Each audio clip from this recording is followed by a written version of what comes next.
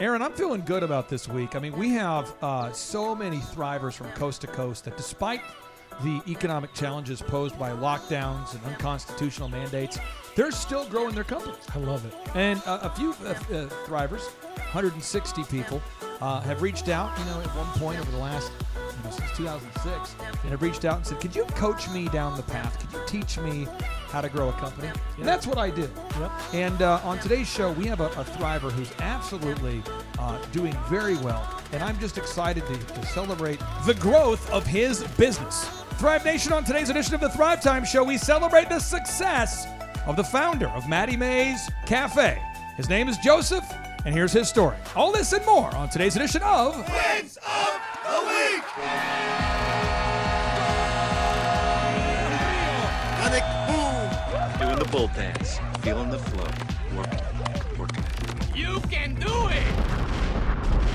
Yes, and yes. Thrive Nation, on today's show, we are interviewing an incredible guest and a man who is a business owner, just like many of you, and he's having some big wins and some big success. And so I wanted to interview Joe on today's show. Joe, welcome on to the Thrive Time Show. How are you, sir? Doing well, thank you. So, Joe, for anybody out there that's not familiar with you and your business, what's the name of your company and where are you guys located? We're Matty Mays Cafe, and we're located in Athens, Tennessee. In Athens, Tennessee. Now, we have had the privilege of knowing you for, maybe 6 months or so? Yeah, roughly, yep. How did you originally hear about us? It was through the podcast, just searching for business, improvement, podcast, and I kind of got onto the Thrive Time and started listening, and, that's how we eventually got connected. Now, you have, if you go to mattymays.com, everybody can see your website. It's Matty, M-A-D-D-I, Mays, M-A-E-S.com, mattymays.com. You have this business. What kind of products and services does your company offer? We're kind of a sandwich shop and an ice cream parlor in one. Anywhere from chicken salad, which we're best known for, all the way to, house-cooked, prime rib that we use on our French dip. And then for ice cream, we kind of offer, hand dip, soft serve, and we also do rolled ice cream. What does that mean, rolled ice cream? So it's kind of, it's on a really cold plate, so you put your cream, if you will, and all the ingredients in it, kind of mix it up. And as it freezes, you flatten it out, and then you basically scrape it off in a way to where it rolls up.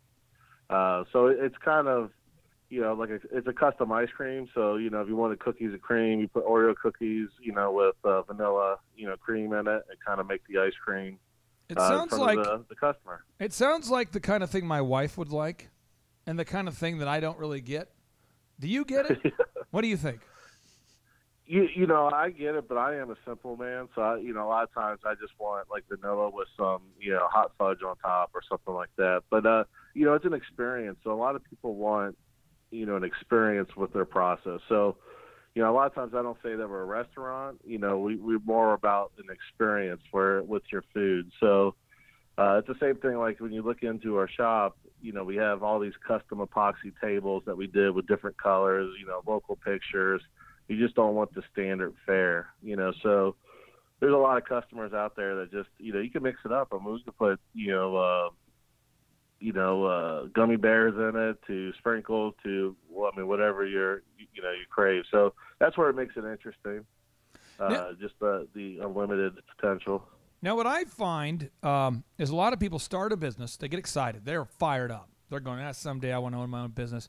I swear someday I'm going to do it. You watch me. Someday as soon as I get out of this job, I'm going to leave this copy center where I make copies all the time. I'm a freaking manager here at Office Depot. I swear as soon as I get one day I'm going to open. And then they do. And then they go, oh, crap. Oh, no. Jeez, what have I done? And then they feel overwhelmed. Like, what am I supposed to do? How come I don't have a boss? I need some direction. What was your path to becoming self-employed? I kind of grew up in the corporate world, moved around, and, in the financial world and manufacturing. And, just basically came to the conclusion that I'm tired of moving. I'm tired of making other people rich. So I don't care if I never get rich on my own.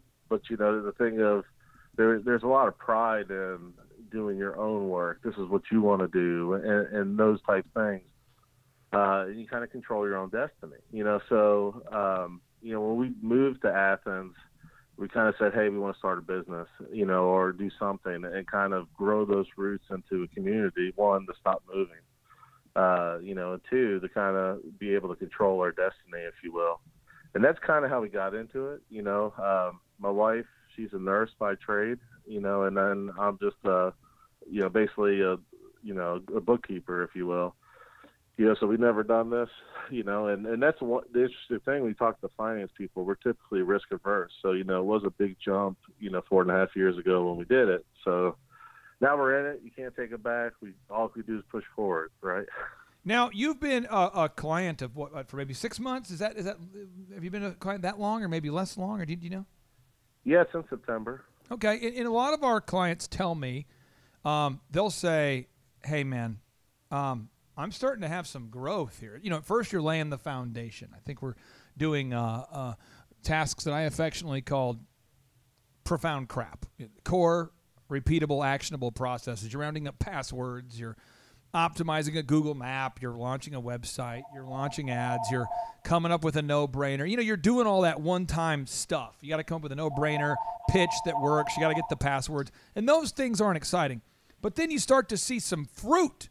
You start to see some green emerge from the soil. After all the toil, after all the sweat, you start to see a little bit of progress. What progress have you began to see now during these 4 short months? Well, it really kicked off in November. So we started our no-brainer in November. And November was actually our first growth month of the whole year. Obviously, for restaurants, it's been a very tough year, but we actually, year over year, November, saw a 7% improvement. And then December, we saw a 16% improvement in revenue. So, it's very exciting for us because you go back to April, we were 63% down, right? So we slowly climbed out, and we were, right before we, got connected, we kind of plateaued at being about 25% down. When you look at September, then we were 14, and, so then we have whittled it down more. The no-brainer, ice cream's kind of new to us. So the no-brainer really has exposed us to new customers. Because when you look at our existing customer base, it's probably 50-50, people that are, want to stay home, and try to keep themselves safe. And then you have, the other 50 that are coming in. But ultimately, you have a drop in sales, so you have to get those new customers, in the door, and that's what we're seeing with the no-brainer. Is it's getting your name out there, and it's basically getting that customer acquisition, and then you got to do the sales job once they're in here to keep them coming back. Now, the no-brainer, is a deal so good, so hot, so amazing it could melt ice cream. So hot. And a lot of people struggle with the no-brainer. They say, Clay, why do I have to make a deal so hot, so good, so amazing it could melt ice cream? And I say, because if you don't, the consumer isn't going to reach out to you. I mean, no one wakes up with a burning desire to pay you, right? I mean, nobody wakes up going, holy crap, I've got all this money. I got to get rid of all this money. Who can I possibly give it to? I know. Boop, boop, boop, boop, boop. Is this Joseph? Yeah, I want to give you all my money. No, that doesn't happen. So you have to make a deal that's hot. So tell me, what's the deal you're making right now? What's the hot deal that you're offering there at Maddie Mae's Cafe, where you make sandwiches and the hand-rolled ice cream and the laser show of ice cream? Yeah, basically, first-time customers, they get any ice cream, anything on the menu, 45 cents. Oh, sign me up, baby. Where are you located again now? Downtown Athens, Tennessee. It's worth the drive. Sean, would you make the drive to Tennessee for 45-cent ice cream? I mean, I was just looking up directions, honestly. Unbelievable. Okay, so it's 45. And has that actually proven? I mean, do people actually show up and take advantage of that deal? Absolutely. I mean, and it's funny because they come up, and a lot of times they'll sit there and say, seriously, what's the catch? There's no catch, right? I could choose anything. Yes, anything. You can get a milkshake. You can get rolled ice cream. You could just get a simple hand-dipped, cup of ice cream, right? Whatever you want, 45 cents. 45 cents. And when people experience the ice cream, do they come back and bring friends and tell their friends, hey, the first time you're here, it's 45 cents? Has that happened yet, or people are referring their friends? Yeah, absolutely. The word of when we started tracking since we worked with you guys too. Originally, it was a lot of Facebook traffic, and now we're getting a lot of the word of the mouth. So, that's definitely improving things. The other thing that it is being a sandwich shop, so people come in for ice cream. I mean, if I'm giving them 45-cent ice cream, they're also typically bringing somebody with them on that visit. Yeah, they are. Or they're also say, hey, I'm gonna stop for lunch too. So. I find people say. They say, hey, it's so good. It's such a good deal. I want to come back and bring friends repeatedly. I mean, do they tend to say, hey, man, thanks a lot? I mean, do they leave kind of feeling like appreciative, or do you find yourself people feeling guilty and sticking around and buying something else too? I mean, what's the response people have once they have the hand-rolled ice cream? They know it's 45 cents. They have it. I mean, do people then typically buy something else sometimes, or? Yeah, well, I think a lot of times even people, again, it's that experience where you would draw them in. So a lot of times they come in and say, oh, we definitely want this ice cream, but we're going to eat, dinner first. And you get a lot of that. And typically, if they just come in for ice cream, the most common response we get is, we'll be back, right? So, I mean, the thing is, there's I think they're somewhat national, but it's a local dairy here that makes ice cream called Mayfield. And they're located here in Athens. So they're a big hit in East Tennessee, and we kind of serve their products. So it's one of those where, it kind of has that local connection, if you will. What is the name of that company again? Mayfield. Mayfield. And is it a hand-rolled ice cream place? No, they make they're like a Bluebell, right? They make your hand dip, your hard ice cream, down to your soft serve, product. They even, have milk and, sour cream, cottage cheese, anything dairy pretty much. Let me ask you this. You do hand-rolled ice cream. Do they do the ice cream where you get to see them actually milk the cow and extract the milk from the udder of the cow? Is that part of the experience where they just take a cow and they do that there? No, I don't think they offer that on their local tours. So. I got to ask my wife this real quick. My wife just walked in here. Hey, Vanessa, you got to come join me real quick. Hey, Bird, I'm interviewing this great guy named Joe. He's a wonderful client. And again, what state are you in there again, sir? What state? Tennessee. Tennessee. The company's called Matty Mays. If you're listening right now, again, what city in Tennessee? Athens. Athens. I just want to ask you this, Vanessa. He does the hand-rolled ice cream thing. Okay. And he implemented the no-brainer. You did it, and you're doing 45 cents for the first time people come in, right? Right there, wow. Joe? Yep. Yes. And it's hand-rolled ice cream, though. Okay. Kind of like a marble slab idea? See, I knew my wife would know this stuff. Right? Is that right? And then you mix in the different. Yeah. Okay, yeah, that's great. Yeah. I wanted to ask you my thoughts on this. He says it's an experience, and I told him I knew that you would know about this. So, if it's an experience to watch the ice cream be hand rolled, what if Joe put in a glass window that allows you to look into the back, and you could see him hand milk a cow? Stop. Why is that not an experience? I don't know. I don't know what the reaction is to that. Joe. But I love picking out the toppings and watching you Joe, guys all mix it in together. Joe, work with me on this. We put in these are things that I know you're not going to do, but this is just my utopia. There's a glass window, and you look back there, and you can see the cow's face. And then there's another glass window, and you can see a guy milking the cow, and he's mic'd up, like at Chipotle where they call it your order. And he goes, just milked Betsy. Folks, step right up if you want to watch me milk. And all the cows are named like Thelma and Betsy. Step right up, folks. Watch me hand milk it. You want to hand milk it? And you could milk your own cow like Build-A-Bear. You could milk your own cow, and then you could what you do? Pasteurize? What's the next step? What happens after the milk is extracted from the udder of the cow? What's the next step? Honestly, I don't know. That's not my area. It's like Build-A-Bear for ice cream. Milk your own cow. You can even feed your own cow. Hell, you can raise your own cow. This just comes back to the fact that he wants fluffy cows. So whenever he can bring the conversation back to cows, that's what's going to happen. All right. That's a reverse no-brainer. Thank you. But the no-brainer is supposed to be so good that people want it. They immediately get it, and they go, 45-cent ice cream? I get it. Now, you put up a sign that says milk your own cow, feed your own cow. It's like the Build-A-Bear of ice cream. People aren't down with that. But this is working. So, again, your sales are up how much total? December was up 16%. And now I understand you are tracking. Now people a lot of times really push back about tracking.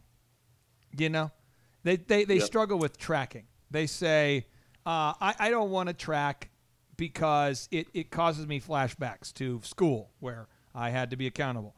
And you know what I'm saying, but you're not pushing back on this. Could you maybe tell us, what's going on with tracking? What kind of tracking are you doing, and how is it helping you? You know, to me, really most of the tracking, we have a POS system that really collects all the transactions. Point of sale. Yeah, point of sale. I didn't know if you were And, saying point of sale or a piece of. This is a piece of. Yeah, that's true. That's dangerous, right? Some people. All right, get back to you. But so really, working, the coach, you pretty much just have an Excel sheet, and we track the sales, where our leads are coming from, and then even simple things like, how many pictures are we posting, every week, and really, it literally takes 5 minutes for me to do that, and where it directs your attention is the key. So I mean, if you see where you're getting a lot of your leads on, Facebook, that pretty much tells you, okay, those ads are working. Or if they're not working, that, and you stop spending money, right? So knowledge is power. So, I mean, you need to really invest on tracking systems. And there's ways to do it easier, and there's ways, you can go very expensive as well, too. But at the end of the day, you need to track the key measures that are important. Now, the no-brainer, is powerful, but it doesn't matter if you don't. If everyone needs to picture this in your mind. There's 3 steps, okay? But if you don't have leads, then you don't need a no-brainer. So step one is you want to have 3 ways that you market. I call it a 3-legged marketing stool. A 2-legged stool is kind of weird. You fall over. A 1-legged stool, you're sitting on I don't know what you're doing. That's weird. So you need to have a 3-legged marketing stool. That's stable. 3 ways to generate leads. And then you have a no-brainer that's so hot that people want to buy from you. And then you want to wow people so they come back and bring their friends. When you wow, people come back now. So again, step 1, you got a 3-legged marketing stool, gets leads. It gets in front of your ideal and likely buyers. It generates leads. You may have heard the term marketing. That's what that is. Step 2 is you have a no-brainer that's hot. It generates leads. Step 3, you wow. It sounds simple, but sometimes it's infinitely impossible for people to come up with these things without the help of a consultant or a coach. Do you have signage? Because you have a nice location. I remember looking at your location. Do you have signage that draws people in? Yeah, we put a 10 by 20 sign on the side of the building. How's that going? It works. It works. Yeah, I mean, you think about old downtown, it's just kind of an old brick building. It doesn't stand out in itself. People have seen it for 100 years, right? Right. And then you just put a big flashy sign, right? I would have covered the whole building if I could have got it in a reasonable time, but the biggest sign I could get quickly was a 10 by 20, so it's a big yellow sign that points right towards the road. People that looked your way but always look past you, now see you, right? So it definitely works. So the signage is one leg for you. Then you've got the Facebook ads going on. And then you've got, Google optimization going? Those are your 3? Yep. Now, have you ever wasted money on advertising that didn't work? Absolutely. Hey, Aaron Antis is just joining us from Shaw Homes. And just therapeutically, what we're going to do is we're going to try to one-up you real quick, Joe. So as we wrap up today's show, because I want to make sure all the listeners know, the power of the no-brainer, the power of the 3-legged marketing stool, and the power of tracking results. Aaron Antis, what is the dumbest form of advertising you've ever done where it was a lot of money, but to make up for it costing a lot, it also didn't generate leads? I mean, just so you really felt the punch in the crotch needed. What was the worst advertisement you've ever done? I would say actually a billboard that we did potentially, which was like $2,500 a month. Oh, yeah. And I cannot track a single sale to that billboard. Or it would be, I did have one guy who wanted us to do like a brand new website with it was very expensive to add on all of this stuff for like floor plans that you could customize online, where you could, virtually change the floor plans and stuff. And that, he sold me on the fact that tons of people would use this. Well, then once I started using Google Analytics, I started to realize that no one went to those pages on our website. Yeah. And I think I spent, I want to say it was like $18,000 on that feature on the website. Baba. So, yeah. Shaka. Okay, Total waste. So again, everybody out there, if you're going, listen. If you're listening right now and you're saying, listen, I have wasted a lot of money on advertising in the past. You're not alone. I mean, all of us, if you're an entrepreneur, you have I've done magazines that didn't generate one call at all. Oh, that's not good. Yeah. And I'm like, I really wanted it to work.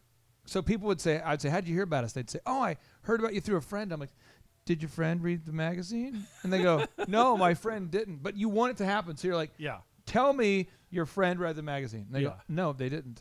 Tell me but now. Do they own any magazines? Like, are there magazines at their house? They go, and then the customer goes, yeah, I mean, they do have a magazine, not the one you mentioned, but, and you say, oh, I'll chalk that up as magazine. Right, exactly. I found myself doing the same thing with Joe, the billboard.